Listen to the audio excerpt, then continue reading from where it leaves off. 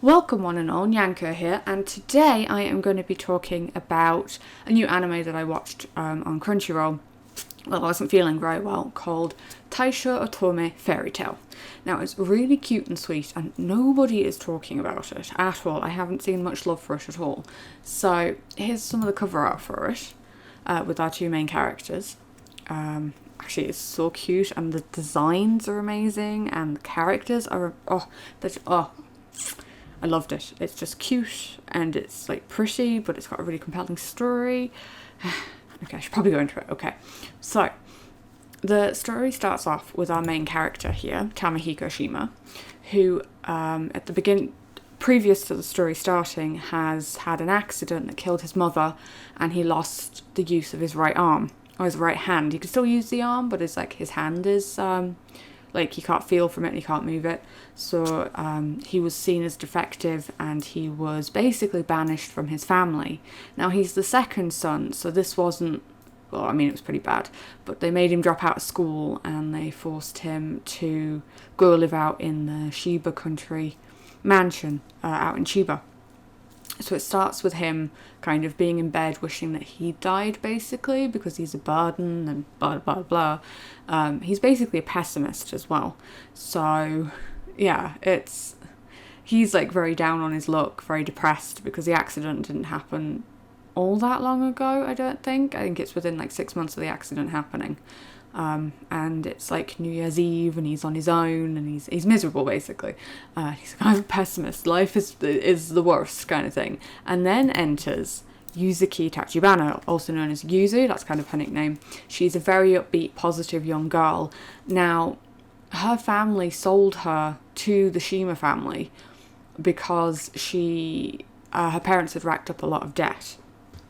And they couldn't afford to pay it back off, so they sold Yuzu to basically do whatever the Shima family head wanted. And what he does is he sends her to become Tamehiko's bride, slash, like, carer, sorry. Like, she's 14 at the beginning of the season. Now, at this point in Japan, you can't marry until you're at least 15. And now I thought when I started watching it and they were talking about this, I was like, oh no, this is going to be like creepy, because I think Tamehiko's like 16 or 17. Like, he's still in high school, but I think he's like 16 or 17. There's a bit of an age gap between them, but it's actually really wholesome. Like, he thinks she's really cute, but he doesn't really try and put any moves on her or anything like that until they've gotten to know each other a bit more, and she's closer to like the 15 age. Now, like, again, a 17-year-old dating a 14-year-old in today's day and age would be quite, what's the word? A bit questionable. And again, as well, especially considering she was bought by his father, again, there's a bit of a power dynamic there, but like, Yuzu's very cheerful, she's very helpful. Like, she says to him that she wants to fall in love with him because he's a kind person, and he showed her true kindness when she first came, and she wasn't expecting that. She was expecting to basically just be treated like a housemaid. And in her mind, she had a certain view of how the Shima family's reputation was, and she was really surprised when she came to the mansion and she found out that he wasn't actually anything like his family or the rumours of his family, and he was like very sweet, very kind, a bit down on his luck and stuff. But yeah, she ends up like falling for him, he ends up falling for her, but it's done in such a tasteful way, and it doesn't seem to cross any like major, oh, okay, this is kind of creepy kind of vibes. There's the usual kind of humour in it of, oh, boobs, and Yuzu actually does have like huge boobs, which is a bit of a gag. Like, she keeps saying, oh, I can't grow very big, but like my boobs just keep getting bigger, and what she has to do is like bind them really tightly underneath her like yukata and her kimono to try and like keep them at bay. But she does get a fever in one of the episodes, and they have to like cut off her binding, and her boobs are like pachong, and you're like, damn girl, I feel that pain. which it was just really nice because she's just really sweet and she's upbeat, and a lot of people like give Tamahiko a lot of crap about her and like, oh, you just bought her and you're working her to death kind of thing. And he's like, no, I genuinely care for her and I want to give her like a good life. And it's really sweet actually, because she is the first person who ever gives Tamahiko a birthday present, because his family is horrible. They weren't given any kind of love.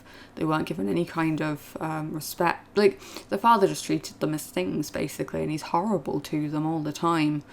So yeah, Tamahiko had never had a birthday present before, and Yuzu makes him something with him in mind, which is a bookmark with a pressed flower on it, like these flowers here, because they remind her of him.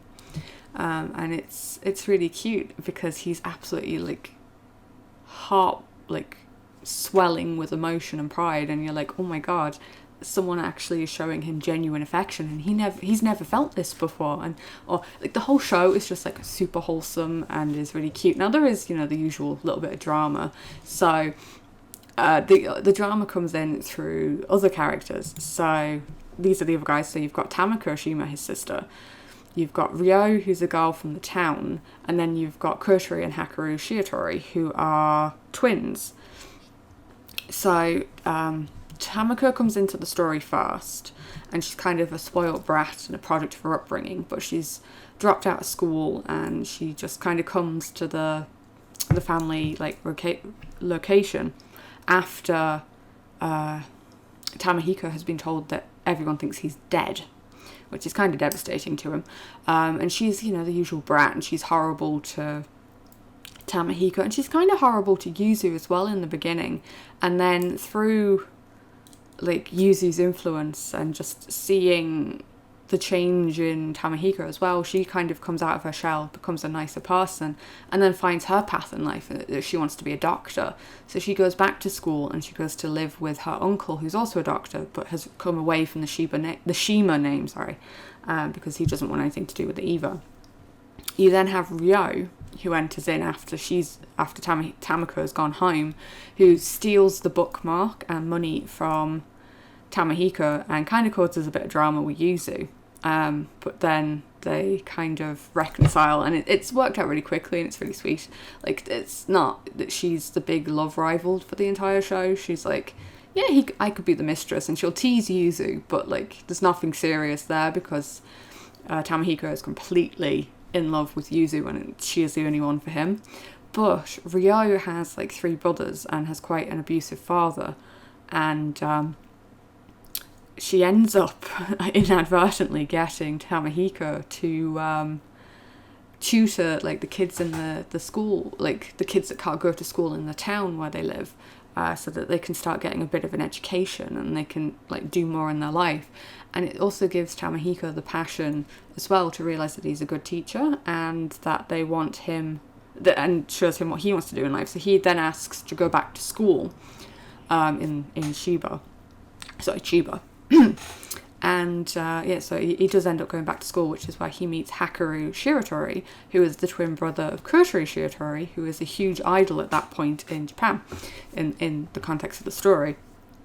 He then becomes friends with Tamahiko because he doesn't like the fact that everyone's trying to suck up to him because of his relationship to his sister. And he also sees the way that people are treating Tamahiko horribly, even though, you know, he's never actually done anything to them. So these two become friends, and then he introduces Kotori to Yuzu and Tamahiko, so because she's looking to write a love song, and he's like, oh, maybe she can see your love story and it will, you know, inspire her, which leads to a load of cute things as well. To be fair, the whole story is really wholesome. There is elements of like abuse in it because of like the father of the Shima kids. Now he has 2 other brothers, I think, and another sister, or is it 2 sisters and 1 brother? His oldest sister is a complete cow, like she's horrible, and the older brother just seems to kind of be trying to do everything he can to please the father, and we don't see much of them in the show at this point, but I'm hoping that we get a season 2 because the manga is completely finished, so I'm gonna have to go read that if I don't get a season 2. So yeah, basically the synopsis of the story is just disabled kid, or kid falls down on his luck and gets disabled through an accident, meets cute, positive, you know, waifu character, makes friends and kind of reconnects with certain family members in life. And yeah, that's basically Taisho Otome FairyTale. It's very cute, is very family friendly. You could watch this with basically anybody, because some of the elements will just go over little kids' heads, but like older stuff you'll get, so anyone of any age can enjoy it. It was a breath of fresh air in terms of just cute romances recently with very little ecchi. It's very good at showing Japan of the times as well.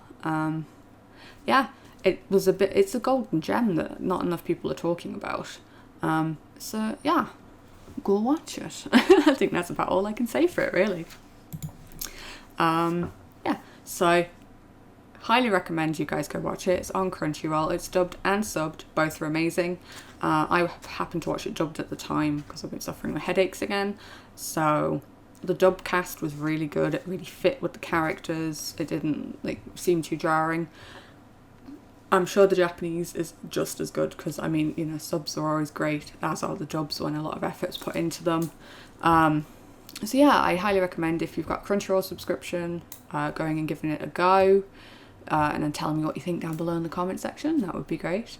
Other than that, kittens, I would just say take care of yourselves. Remember to eat something and have a drink of water if you haven't. Take your medication if you need to.